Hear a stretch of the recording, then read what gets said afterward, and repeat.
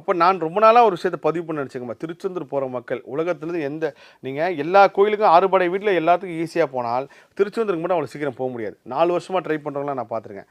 அந்த மண்ணை மெரிக்கிறது, அந்த மண்ணோட ஒவ்வொரு துகளையும் முருக சக்தி இருக்குது.